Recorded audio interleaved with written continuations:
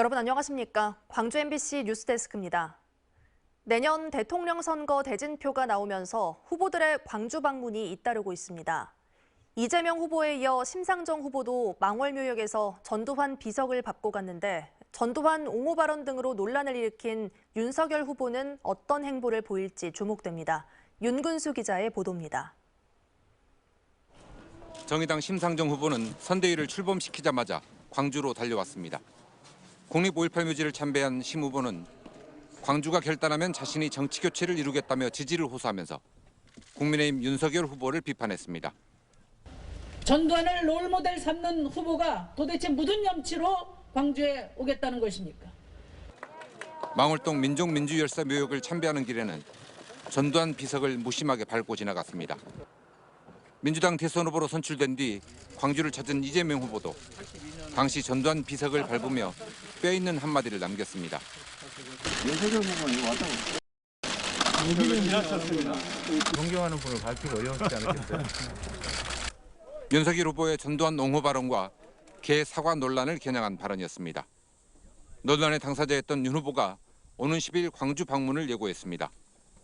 그동안의 논란에 대해서 사과하는 차원인 만큼 국립 5.18 묘지를 참배할 것으로 보이지만 전두환 비석이 깔린 구묘역을 들릴지는 아직 분명하지 않습니다. 국민의힘 경선 국면에서 계란 맞으러 오는 거 아니냐며 윤 후보를 공개 비판했던 이용석 광주시장은 진정한 사과와 재발 방지 대책을 요청하겠다고 밝혔습니다. 그러면서 시민들에겐 성숙한 시민의식을 바탕으로 품격 있게 달라고 당부했습니다. 하지만 일부 시민단체 등이 방문 반대 행동을 예고하면서 물리적 충돌 가능성도 배제할 수 없게 됐습니다. MBC 뉴스 윤근수입니다. 단계적 일상 회복이 시작되고 모임과 외출이 많아지다 보니 코로나19 확진자도 크게 증가하고 있습니다. 단계적 일상 회복 이전과 비교하면 일일 평균 확진자 수가 2배가량 늘었는데요. 방역당국은 이번 주를 고비로 보고 있습니다. 보도에 이다현 기자입니다. 단계적 일상 회복을 맞은 지 일주일째, 소강 상태를 보이던 코로나19가 다시 확산하고 있습니다. 지난 3일 첫 확진자가 발생한 광주 광산구의 한 대형 사업장에서는 지금까지 동료와 가족 등 17명이 확진됐습니다. 이들 가운데 초중등 학생 자녀가 다니는 학교 3곳에서는 전수검사가 이뤄졌습니다. 특히 광주에서는 일상 회복 이후 백신 접종률이 낮은 10대가 전체 확진자의 약 25%를 기록했습니다. 지난 11월 1일부터 오늘까지 8일간 총 13개 학교 및 유치원에서 28명의 확진자가 발생하여 6,710명이 전수검사에 들어가는 등 10대 학령층 감염의 확산이 두드러졌으며 전남에서도 확진자가 증가세를 보이고 있습니다. 순천과 여수에서 타 지역 방문자 3명이 확진되고 진도에서도 기존 확진자와 접촉한 1명이 양성 판정을 받는 등 산발적 감염이 계속되고 있습니다. 실제로 지난 10월 마지막 주 일평균 10명이었던 광주 확진자는 단계적 일상 회복이 시작된 이후 17.2명으로 1.7배 늘었고 전남은 약 1.8배 많아졌습니다. 방역당국은 단계적 일상 회복의 영향으로 증가세가 더 커질 것으로 우려하고 있습니다. 이번 주 중에는 지난 사회적 거리두기 완화, 또 이제 특히 할로윈데이 모임 이런 영향이 있을 걸로 판단되고 있습니다. 수능이 열흘 앞으로 다가오고 전국적으로 위중증 환자가 늘고 있는 만큼 자율 방역과 의료 대응에 힘써야 할 것으로 보입니다. MBC 뉴스 이다현입니다. 전국적으로 요소수 품귀 현상이 일어나고 있는데요. 혹시나 소방차가 멈출까 광주 전남 곳곳에서 시민들이 소방서를 찾아와 요소수를 기부했습니다. 김한수 기자가 취재했습니다. 한 승합차가 소방서에 들어섭니다. 용건을 묻는 소방관의 질문에도 별다른 대답도 없이 차량 트렁크를 열고는 커다란 박스를 내려놓기 시작합니다. 목례마하고 사라진 이 남성이 두고 간 것은 요소수 50리터. 제가 도와드리려고 갔더니만 요소수를 내리고 계시더라고요. 그래서 이거 성함이랑 전화번호 좀 알려달라고 말씀드렸더니 그냥 급박하게 이거 쓰시라고 하고 요소수 5박스 내리고 그냥 가셨습니다. 비슷한 시각 또 다른 소방서에도 요소수 기부 천사가 나타났습니다. 지난달 자신의 3살 아이가 머리를 다쳐 119 구급차로 이송됐는데 고마움을 전하고 싶다며 직접 소방서로 찾아온 남성. 감사의 인사를 전하며 남긴 것은 10리터짜리 요소수 3통이었습니다. 고마운 마음에 이제 인사를 드리려고 하는데 차량 관련된 업무를 하거든요. 저희가 쓸 양을 솔직히 저희가 쓸 양을 좀 남겨놓은 거였는데 그거를 저희가 갖다 드린 거거든요. 중국발 요소수 대란에 소방당국도 요소수 구하기 총력전에 나선 상황. 관련 소식이 전해지자 주말부터 광주 전남 지역 각 소방서에 10여 명이 넘는 기부자가 찾아와 요소수 수백 리터를 남기고 떠났습니다. 저희 시민들이 우리 전남 소방을 믿고 열심히 기대하는 바가 크기 때문에 그 자발적으로 그렇게 규정하셨던 것이라고 저는 생각합니다. 저희들 믿어주시고 더 열심히 하도록 하겠습니다. 감사합니다. MBC 뉴스 김한수입니다.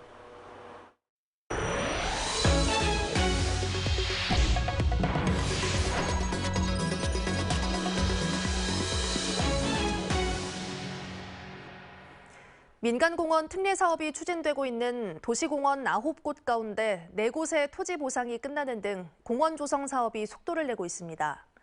훼손지를 복원하고 송전탑을 없애는 등의 복원 사업이 3년 뒤 마무리되면 지금보다 더 쾌적한 공원으로 시민들에게 돌아옵니다. 보도에 송정근 기자입니다. 광주에서 가장 큰 규모의 공원인 중앙공원. 공원 곳곳이 경작지로 활용되고 가건물도 설치돼 있는 등 공원 훼손이 심각합니다. 중앙공원에 포함된 풍암 저수지 역시 일부가 녹조로 뒤덮여 있습니다. 저기 호수 물도 깨끗하지는 안 하고 맨 녹조만 끼고 해가지고 또 어쩐 때는 또 냄새도 나고 하거든요, 여름에. 우리 맨날 그 호수만 운동하고 하는데.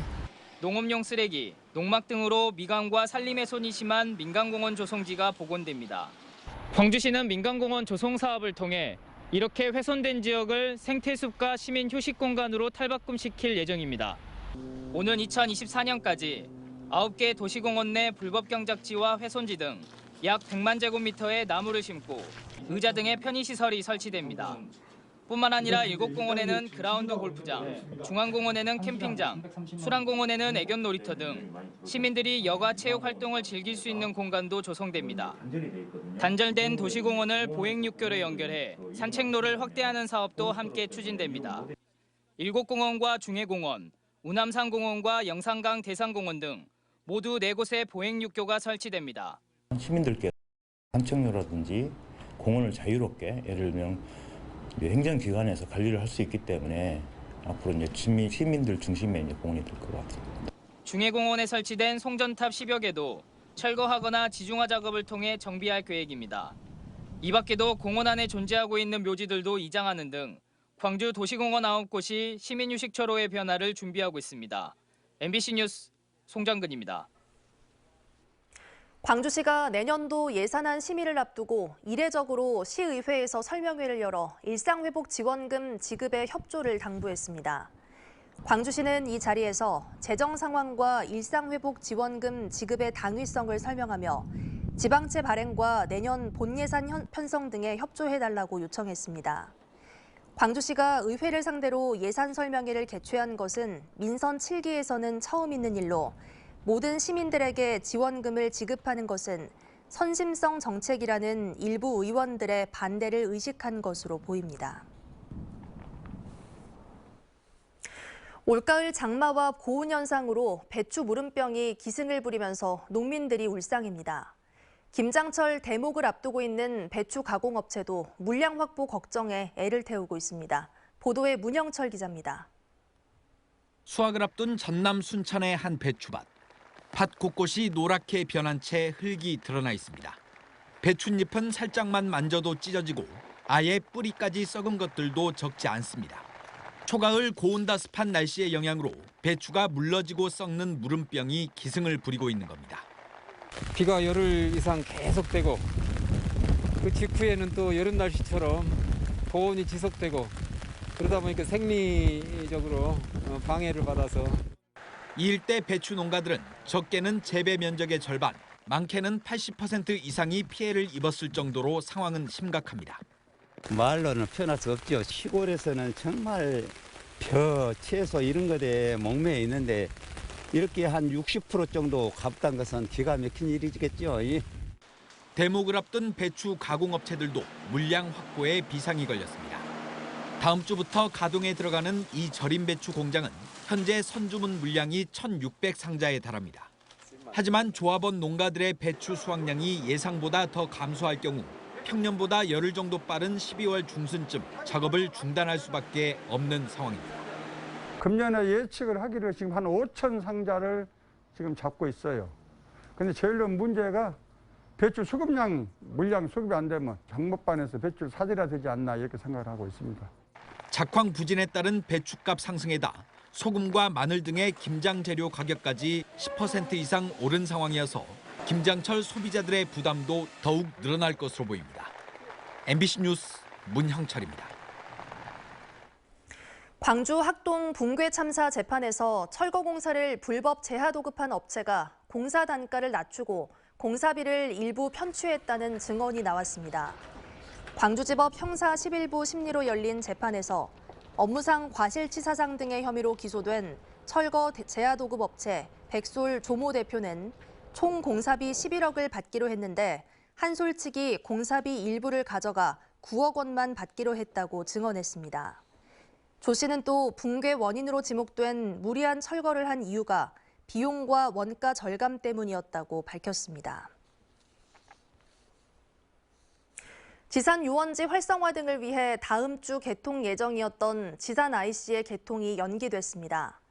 이용석 광주시장은 차담회를 열고 다음 주 15일 개통 예정이었던 지산 IC는 1차로를 통해 차량이 빠져나가도록 돼 있어 과속 차량에 의한 사고가 발생할 가능성이 높다고 설명했습니다. 때문에 안전성이 확실하게 확보되고 시민 홍보가 충분히 이루어질 때까지 개통을 연기하겠다고 밝혔습니다. 이 시장은 전문가 검증 등을 거쳐 내년 봄쯤 개통할 수 있도록 하겠다고 말했습니다. 광주시의회 행정사무감사에서 장재성 의원은 광주 디자인진흥원장의 겸직 문제를 제기했습니다.